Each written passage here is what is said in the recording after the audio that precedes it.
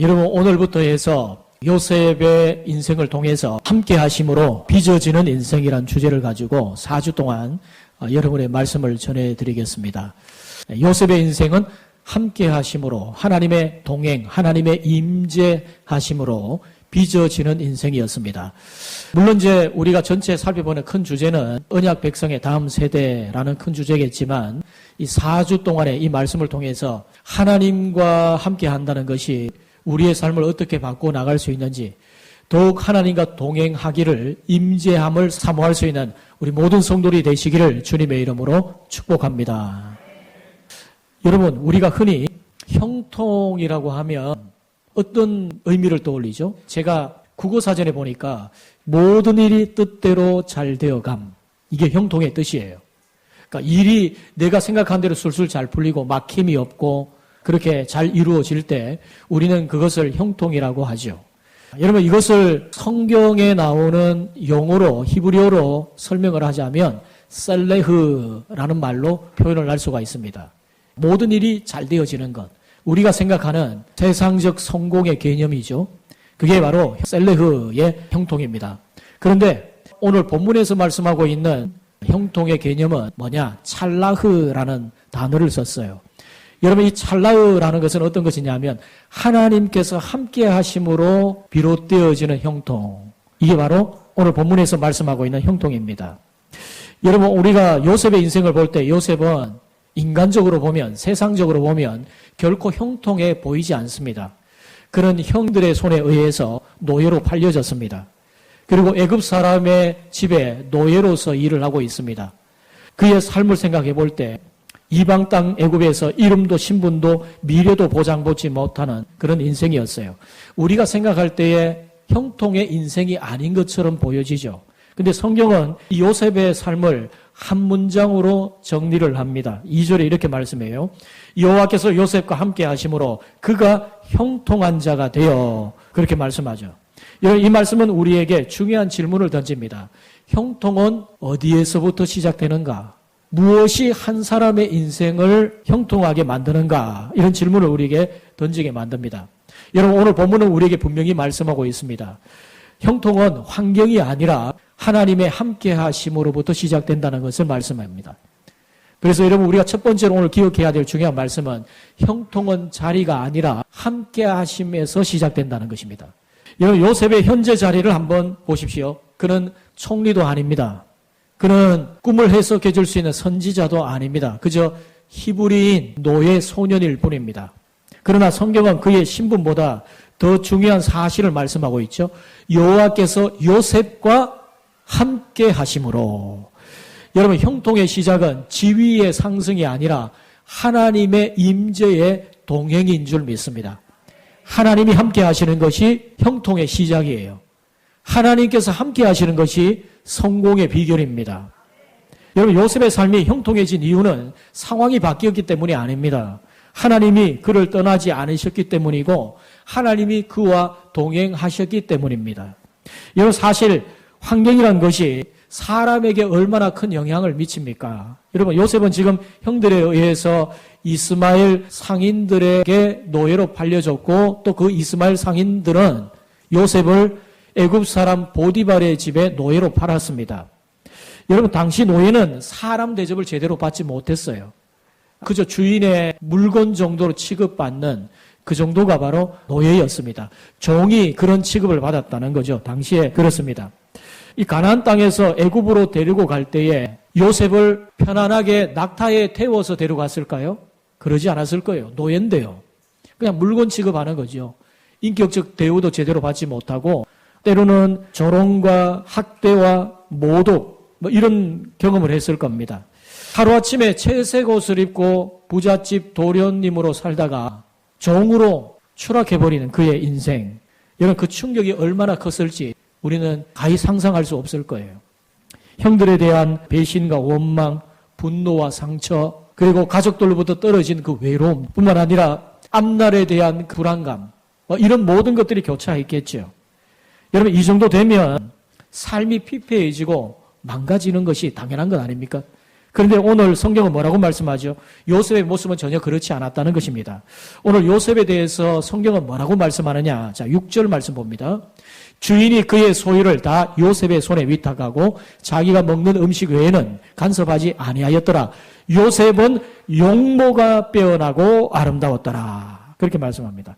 아니, 어떻게 이 엄청난 고난을 겪고 엄청난 상처를 경험했던 이 요셉이 이렇게도 아름다울 수가 있는가? 참 여러분 우리가 이해가 안 되죠. 혹시 그가 원래 인물이 좋아서 그랬을까요? 아닐 겁니다. 여러분 저도 원래 인물이 좋았어요. 믿거나 말거나. 나이가 들어가니까 점점 한두 군데 이제 인물이 좀 망가지기 시작해요. 여러분 우리 권사님들, 우리 집사님들 젊을 때 인물이 참 고왔죠. 근데 어느덧 거울을 보니 낯선 할머니가, 할아버지가 서 있죠. 여러분 세파가 그 인생의 무게라는 것이 우리의 얼굴을 망가뜨립니다. 우리의 외모를 점점 낡아지게 그렇게 만드는 거죠. 근데 여러분 아무리 인물이 타고나서 좋아도 고난이나 뭐 인생의 어려운 세파를 만나면 삶이 망가집니다. 근데 여러분 오늘 본문에 요셉은 뭐라고 말하죠? 요셉은 용모가 빼어나고 아름다웠더라 이렇게 말해요. 여러분 여기에 빼어나다라는 말이 히브리어로 예페라는 말이고 아름답다는 말이 위페라는 말입니다. 이 두 단어가 사실은 같은 어근에서 나왔어요. 야페라는 말에서 나왔어요. 그러니까 쉽게 말하면 요셉을 표현할 때 야페 이렇게 말한 거예요. 여러분 히브리어는 독특한 용법이 있는데 비교급이나 최상급이 없어요. 그러면 강조를 표현할 때 어떻게 하느냐 하면 반복을 하는 겁니다. 그러니까 요셉이 그냥 외모적으로 아름다웠다 이 정도가 아닌 거예요. 그가 맑고 깨끗하고 아름다웠다는 것입니다. 여러분 우리가 아름답다라는 말을 영어로 뭐라고 그러죠? beautiful이라고 말하죠. 그러면 여러분 오른쪽에 있는 거 저게 무슨 단어인 줄 압니까? 키가 빠졌어요. 저게 무슨 의미인 줄 아십니까? 키 없이 아름다움. 사전을 찾아볼 필요가 없어요. 티 없이 아름다움. 그 요셉의 삶은 티 없이 아름다운 삶이었어요. 정말 순수하고 맑고 깨끗한 그런 삶이었어요. 무슨 말이냐? 그런 힘든 나락으로 떨어진 삶이었지만 요셉의 인생은 망가지지 않았다는 것입니다. 그 비결이 뭐라고요? 이유가 뭐라고요? 여호와께서 요셉과 함께 하심으로. 그게 비결이었어요. 하나님의 함께 하심 때문에 요셉의 인생이 그렇게 아름다울 수 있었다 하는 말씀입니다. 여러분 형통은 자리가 아닙니다. 하나님의 함께 하심에서 시작되는 줄 믿습니다. 그래서 여러분 가나안 정복 전쟁에 앞서 있던 여호수아에게 하나님이 먼저 말씀하신 내용이 뭡니까? 여호수아 1장 9절 우리 같이 한번 읽어보겠습니다. 내가 내게 명령한 것이 아니냐? 강하고 담대하라. 두려워하지 말며 놀라지 말라. 내가 어디로 가든지 내 하나님 여호와가 너와 함께 하느니라 하시니라. 할렐루야. 여러분 하나님은 여호수아에게 먼저 환경을 바꿔주지 않으셨습니다.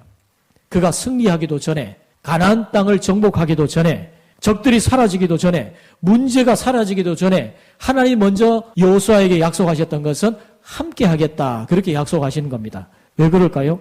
함께 하심이 형통이니까 그렇습니다. 여러분 우리는 종종 이렇게 기도를 합니다. 하나님 이 상황만 바꿔주시면 잘 믿겠습니다. 그러나 여러분 하나님은 말씀하세요. 내가 너와 함께 하는데 그것으로 충분하지 않느냐? 하나님은 우리에게 그렇게 말씀하세요. 여러분 하나님의 임재, 하나님의 함께하심, 하나님과 동행하심이 바로 성공이고 형통인 줄 믿으시기를 바랍니다. 여러분 그래서 찰스 스윈돌 목사님이 이런 말씀을 하셨습니다. 하나님의 임재가 있는 곳이 바로 성공의 자리이다. 그분의 동행이 없는 성공은 결국 실패로 끝난다. 여러분 하나님과 함께하지 않는 성공은 무너질 공든탑과 같아요. 신기루와 같은 것입니다.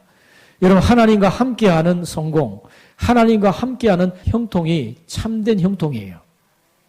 여러분 어느 성도가 직장에서 자천을 당해서 낙심한 얼굴로 목사님을 찾아와 상담을 했다고 합니다. 목사님, 저는 이제 끝난 것 같습니다. 자리가 없어졌어요. 어떡합니까?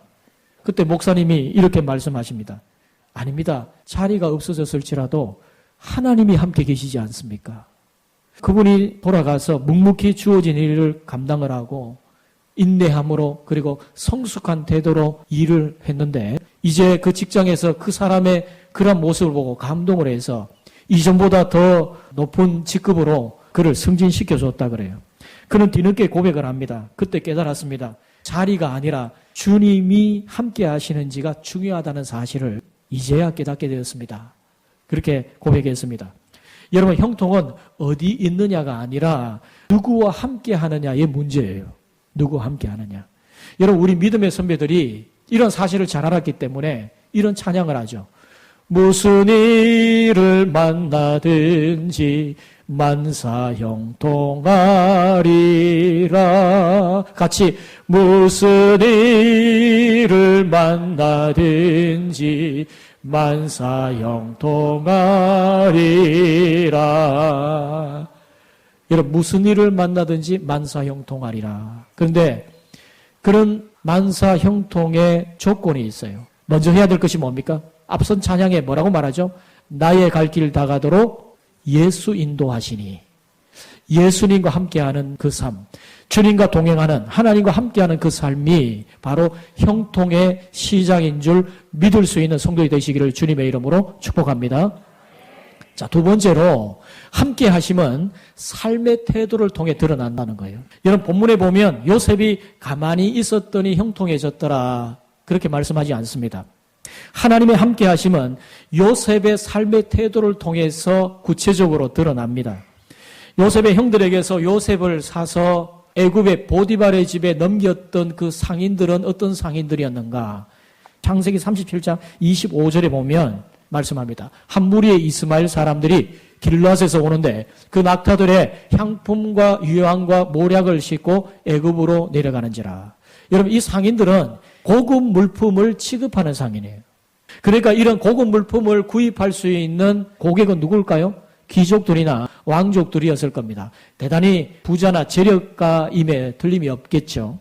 그러니까 여러분, 애굽의 최고위층 친위대장 보디발의 집으로 요셉을 데려다 주는 겁니다. 이 상인이. 여러분, 보디발의 집에 고급 물품을 거래를 하겠죠. 이런 상인들은 옛날에 어떻게 거래를 하느냐 하면 모든 물품이 사실은 거의 택배 배달이나 마찬가지예요. 왜냐하면 이런 상인들은 집집마다 다니면서 귀족들의 집안을 다니면서 물품들을 판매를 하는데 그런 귀족들과 오랜 거래를 한 사람들은 아마 이 상인들에게 이러이러한 물품이 필요할 거다 이렇게 말할 것 아닙니까? 그러면 이 상인들이 물건을 구해서 집에다가 물건을 배달해 주는 거죠. 이 보디발의 집에 이 상인이 갔을 때 보디발이 상인들에게서 물건을 구입하다가 상인들이 데리고 있는 한 히브리 노예를 주목해서 본 거예요.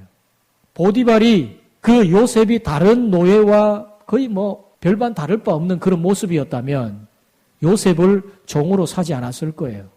이 보디발이라고 하는 사람은 애굽의 왕의 친위대장입니다. 이 고위관직에 오를 정도면 사람을 보는 눈이 보통이 아니에요.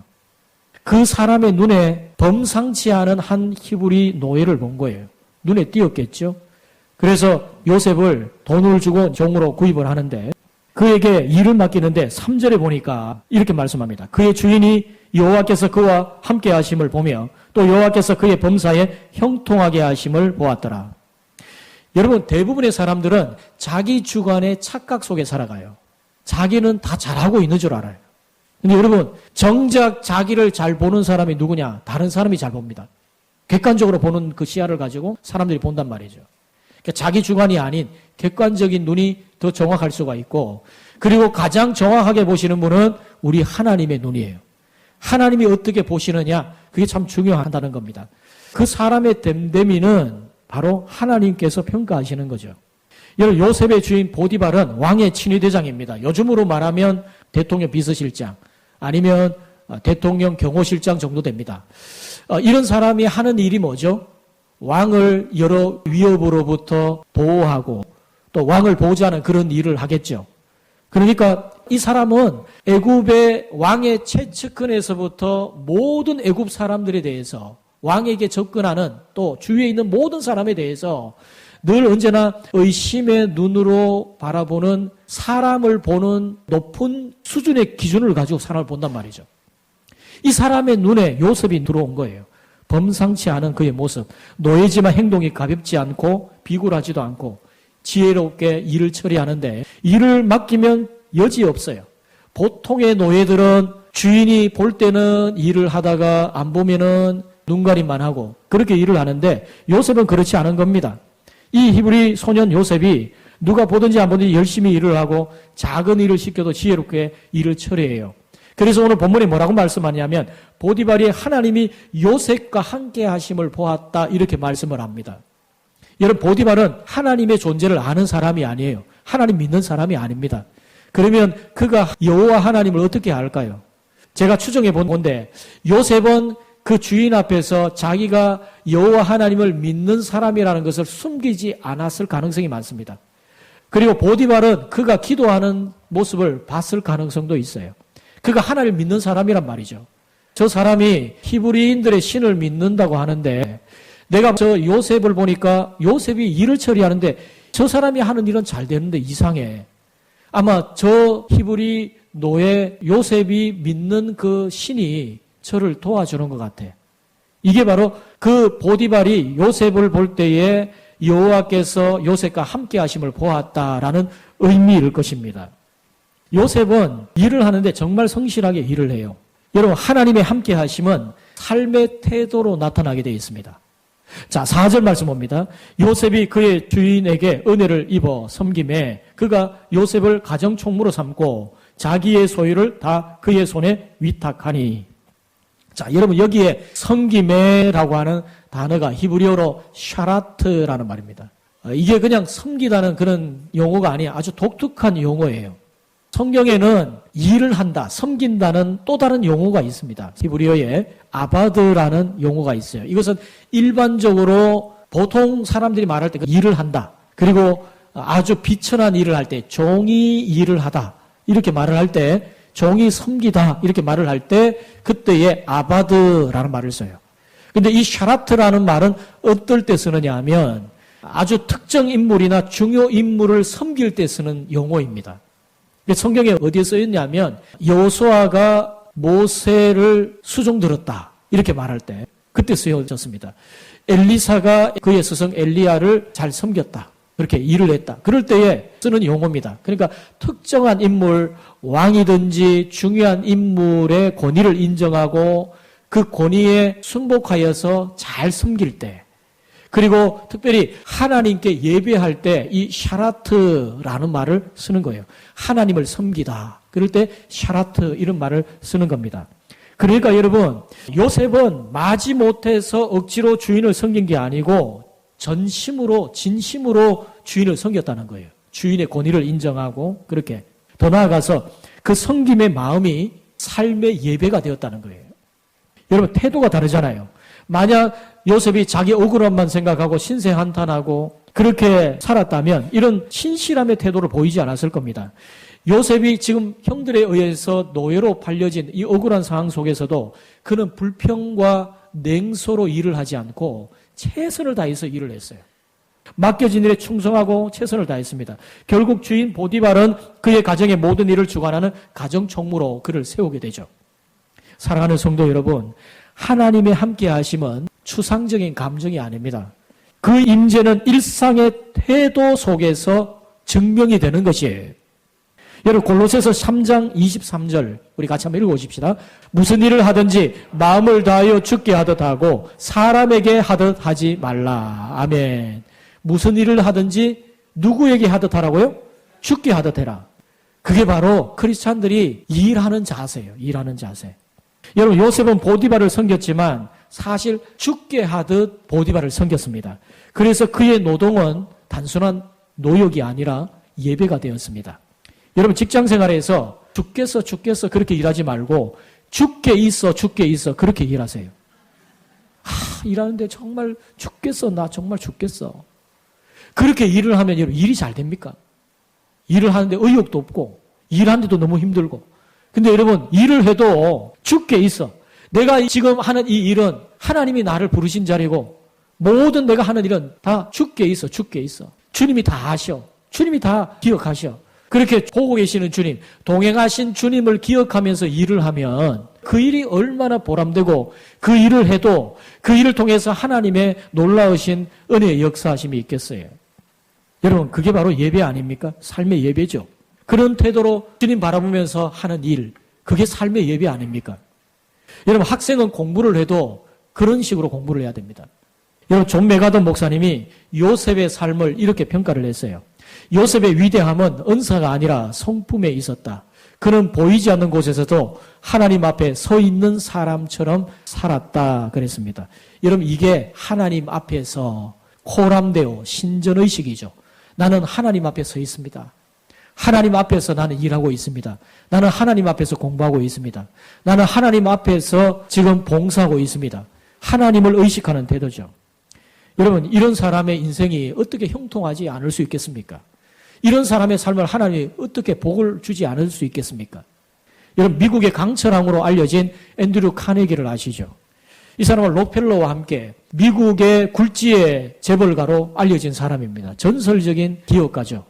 그가 세운 강철 회사, 놀랍습니다. 여러분, 앤드류 카네기가 노년이 되어서 자리를 누구에게 물려줘야 되는데 그 카네기 회사의 후계자가 누가 될 것인가에 사람들이 관심이 되었습니다.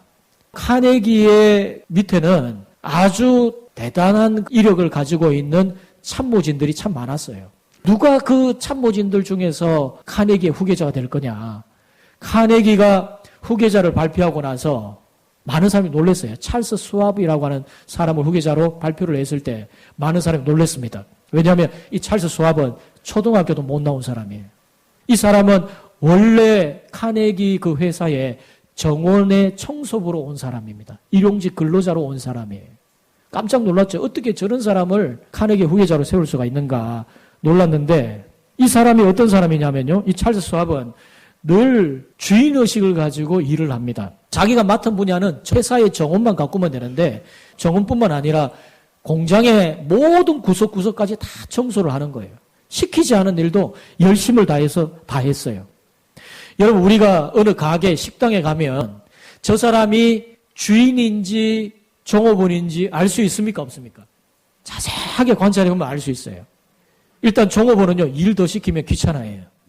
그리고 사람 더 온다 그러면 더 귀찮아해요. 왜 그러죠? 자기는 그냥 월급 받는 사람이고 그 가게가 잘 되고 안 되고는 것에 별로 관심이 없는 사람이죠. 그러면 그 사람은 늘 언제나 그런 위치에서만 일을 하는 사람입니다. 근데 여러분, 똑같은 종업원이라도 그렇게 일을 하지 않고 주인의식을 가지고 주인이 보든 안 보든 성실하게 일하는 사람이 있어요. 누가 보든 저 사람이 아무래도 주인 같은데 주인의식을 가지고 일을 하는 종업원이에요. 여러분, 그런 사람이 있어요. 여러분, 이 사람이 결국 이제 청소부에서 정식 직원으로 발탁이 됩니다. 왜냐하면 사람들이 전부 좋아해요, 이 사람을. 나중에 카네기의 비서로 발탁이 됩니다. 카네기의 비서가 된 이 찰스 스왑은 카네기를 그림자처럼 따라다니면서 펜과 메모지를 가지고 꼼꼼하게 카네기의 모든 일들을 다 보좌하고 정성껏 도왔습니다. 어느 날 카네기가 밤늦도록 사무실에서 일을 하다가 집에 돌아가려고 하는데 나와보니까 스왑이 아직까지 퇴근을 하지 않고 자리를 뜨지 않고 있었어요.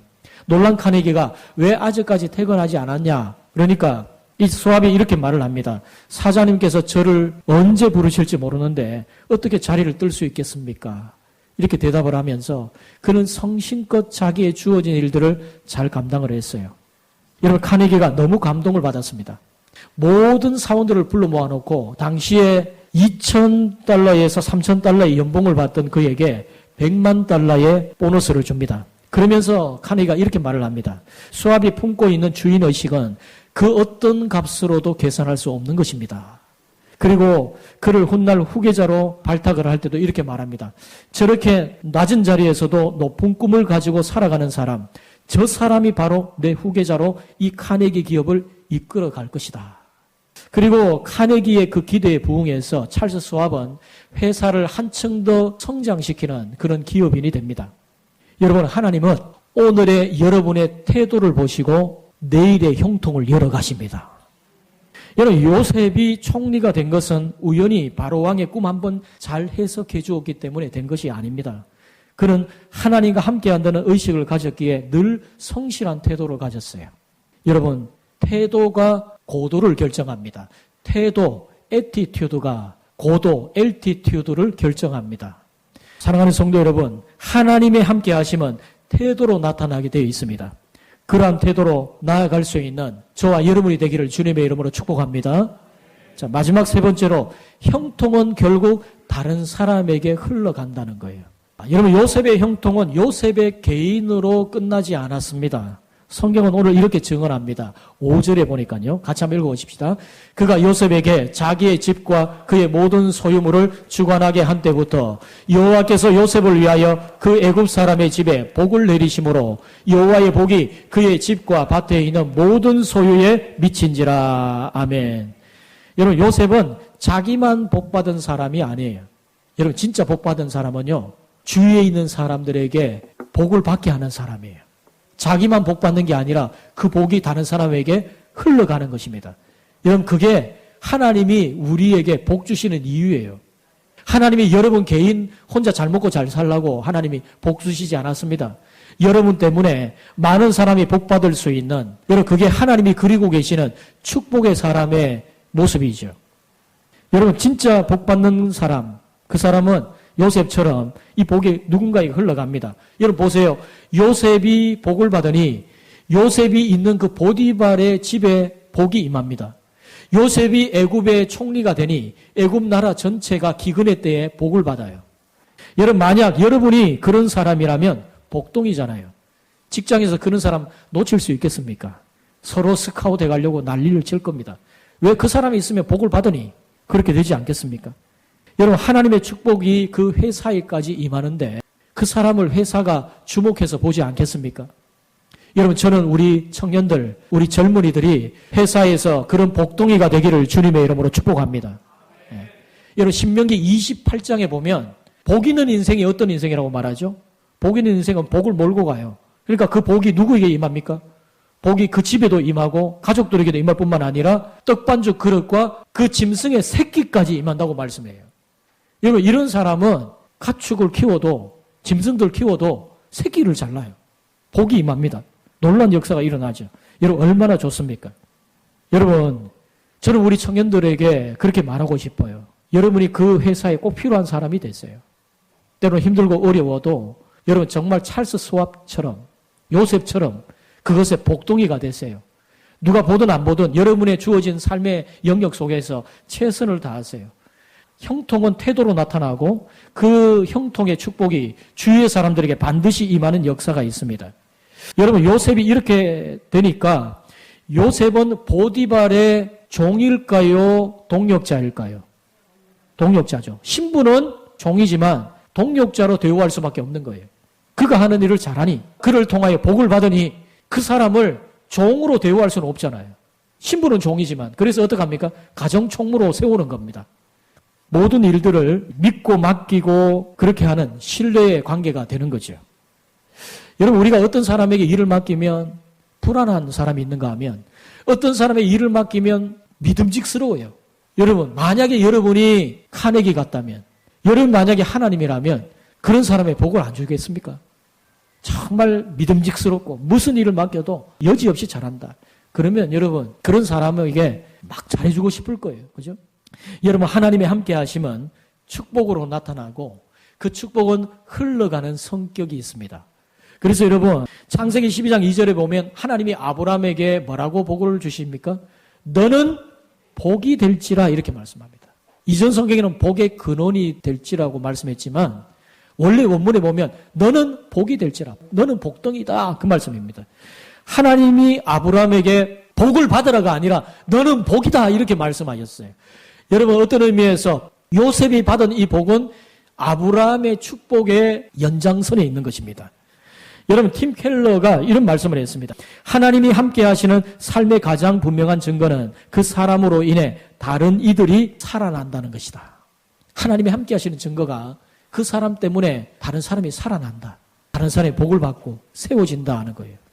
여러분, 한 교회에 늘 조용히 봉사하는 권사님이 계셨어요. 눈에 띄지는 않은 자리에서 늘 청소하고 기도하고 성도들을 섬기고, 어느 날 새로운 성도가 이렇게 말을 합니다. 이 교회에 오면 마음이 너무 평안합니다. 이유를 모르겠습니다.